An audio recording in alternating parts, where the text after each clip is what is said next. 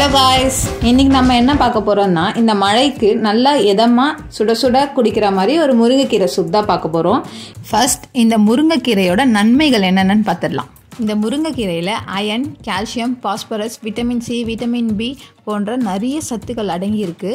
இந்த முருங்கைக்கீரையை நம்ம அடிக்கடி சாப்பாட்டில் சேர்த்துக்கிட்டா நமக்கு போன் ஸ்ட்ராங் ஆகும், ரத்தம் சுத்தமாகும், பெண்களுக்கு யூட்ரஸ்க்கு நல்ல ஸ்ட்ரென்த் கொடுக்கும். சூப் எப்படி செய்யறதுன்னு இந்த பாத்திரத்தில் ஒரு 1/2 லிட்டர் தண்ணி எடுத்துக்கிறேன். இந்த தண்ணியில் பார்த்தீங்கன்னா நம்ம இடித்து வச்ச சின்ன வெங்காயம், தட்டி வச்ச பூண்டு, 1 ஸ்பூன் சீரகம், அதுக்கப்புறம் 1 ஸ்பூன் மஞ்சள்தூள் ஆட் பண்ணிக்கலாம். இந்த தண்ணி நல்லா கொதிக்கிட்டோம். இந்த பக்கம் பார்த்தீங்கன்னா நம்ம பறித்து எடுத்த முருங்கைக்கீரையை நல்லா ஒரு 3-4 வாட்டி கழுவி எடுத்துட்டு அந்த காம்பு எல்லாத்தோடையும் சேர்த்து தான் நான் சூப் பண்ண போகிறேன். அதனால் எல்லாமே ஆட் பண்ணிக்கலாம். கட் பண்ணி எடுத்து இந்த தண்ணி நல்லா கொதிச்சிடுச்சு. இந்த கொதிச்ச தண்ணியில் இந்த கட் பண்ணி வச்ச முருங்கைக்கீரையை ஆட் பண்ணி நல்லா கொதிக்க விடணும்.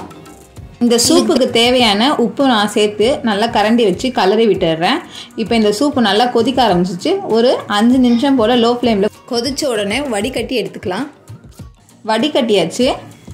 இதுக்கு முக்கியமாக பார்த்தீங்கன்னா காரத்துக்கு நம்ம மிளகுத்தூள் ஆட் பண்ணணும்.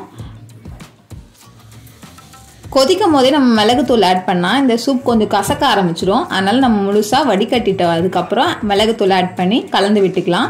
இந்த மழைக்கு சுட சுட இதமாக முருங்கைக்கீரை சூப் தயாராகிடுச்சு. கண்டிப்பாக நீங்களும் இதை செஞ்சு பார்த்து எப்படி இருக்குன்னு கமெண்ட்டில் சொல்லுங்கள்.